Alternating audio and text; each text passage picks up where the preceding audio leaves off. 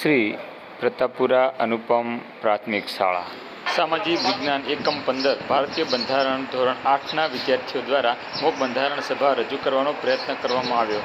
માર્ગદર્શક VH સોલંકી. સભાજનો આપણા ઉપર મહત્વની જવાબદારી છે. આપણે બધા ભેગા મળીને એક બંધારણની રચના કરવાની છે. 9 ડિસેમ્બર 1943ના રોજ આ આપણી પ્રથમ બેઠક મળી રહી છે.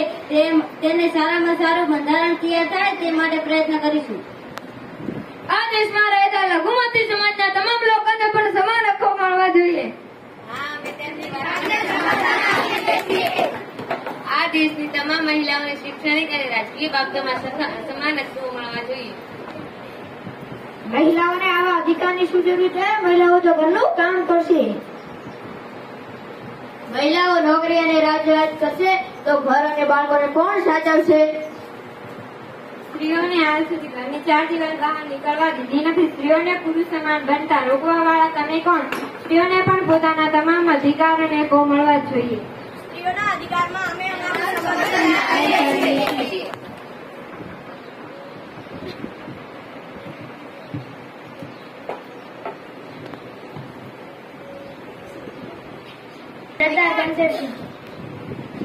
આપણા દેશમાં વસતા લોકોને કોઈ પણ જાતિના ભેદભાવ વિના સમાન હકો પ્રાપ્ત થવા જોઈએ.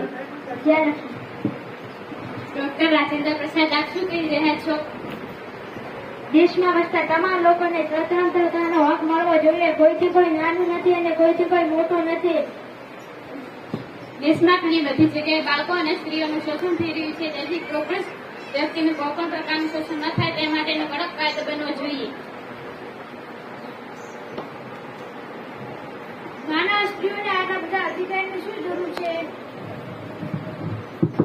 આ દેશના કાયદા મંત્રીના નાતે હું મારા દેશની સ્ત્રીઓને જો અધિકાર ન અપાવી શકું એવા દેશના કાયદા મંત્રી રહેવાની મારે કોઈ જરૂર નથી. હું આજે જ કાયદા મંત્રીમાંથી રાજીનામું આપું છું. નહીં, આપને રાજીનામું આપવાની કોઈ જરૂર નથી. આ દેશની તમામ સ્ત્રીઓને પણ હક મેળવવાનો અધિકાર છે. હું તમારી વાત સાથે સમર્થ થાઉં છું.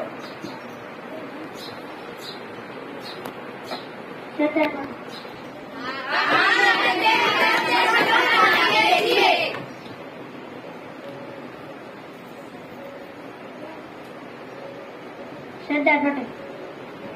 દેશમાં વસતા ઘણા લોકોનું સામાજિક અને આર્થિક રીતે શોષણ થયું છે. આવા લોકોને સમાજની મુખ્ય ધારામાં લાવવા માટે અનામત આપવી જોઈએ.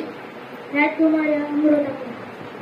હા, સરદાર પટેલની વાત સાથે હું સહમત છું. સ્ત્રીને આજ સુધી ઘણી બધી મુશ્કેલીઓ પડી છે. તેથી સ્ત્રીઓને જીવન ધોરણમાં સુધારો આવે તે માટે હું વિનંતી કરું છું. સરદાર પટેલ અને રાજકુમારી અમૃતા કૌરની વાત સાથે હું સહમત છું. સ્ત્રીઓને રાજકારણમાં અનામત મળવી જોઈએ. હા, અમે તેમની વાતને સમર્થન આપીએ છીએ. આ દેશમાં વસતા તમામ લોકોને પોતાની મરજી મુજબ ધર્મ પાળવાની અને તેનો પ્રચાર પ્રસાર કરવાની છૂટ આપવી જોઈએ.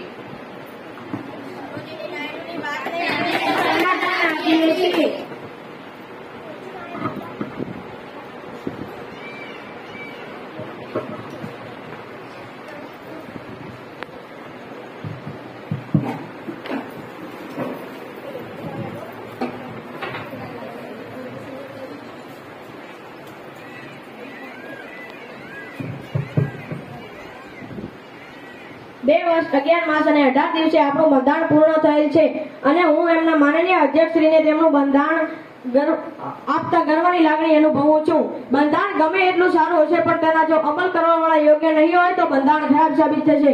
બંધારણ ગમે એટલું ખરાબ હશે પણ તેના જો અમલ કરવાવાળા યોગ્ય હશે તો બંધારણ સારું સાબિત થશે. સમગ્ર બંધારણ બનાવવાની પ્રક્રિયામાં ડોક્ટર બાબા સાહેબ આંબેડકરનું વિશેષ યોગદાન રહ્યું છે. તેથી હું બંધારણના અધ્યક્ષ હોવાના નાતે ડોક્ટર બાબા સાહેબ આંબેડકરને બંધારણના ઘડવૈયા જાહેર કરું છું.